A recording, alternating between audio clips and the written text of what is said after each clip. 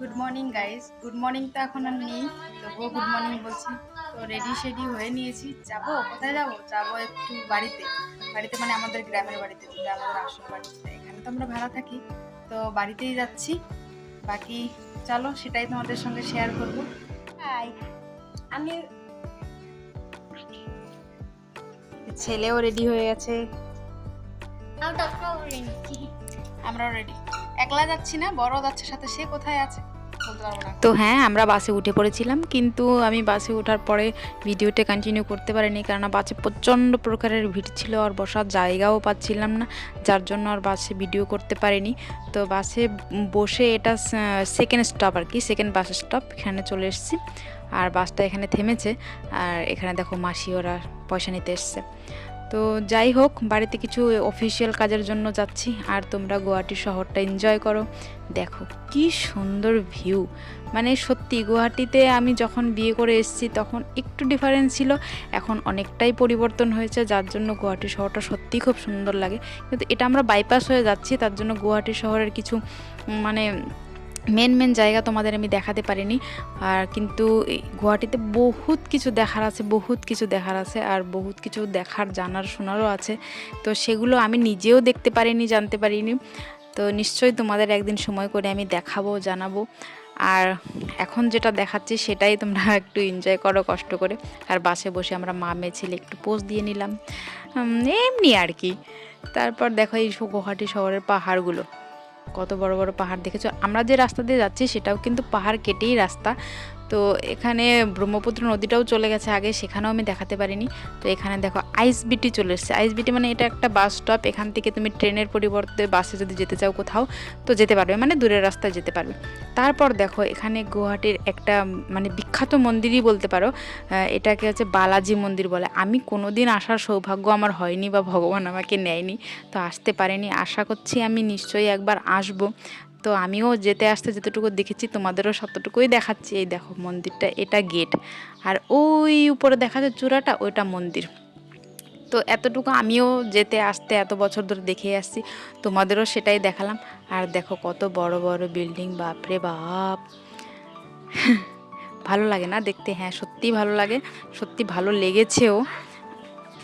হ্যাঁ, তো এইরকমই অনেক জিনিস আছে এখানে দেখার। তো এখন দেখো যেখানে আমরা আছি এটা একটা পাহাড়, হ্যাঁ, রাস্তাটা অবশ্য পাহাড়ের উপরেই।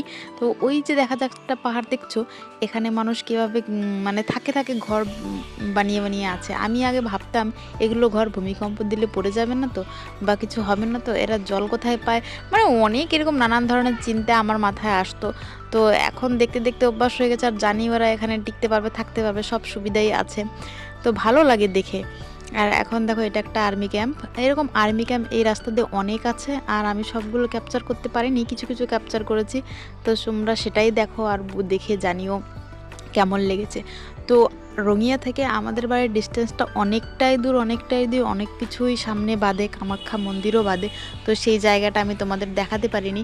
তো কামাখ্যা মন্দিরে আমি গিয়েছি, কিন্তু আমিও ভালো করে দর্শন কখনো করতে পারিনি। তো সৌভাগ্য হলে তোমাদেরও করাবো, নিজেও করব।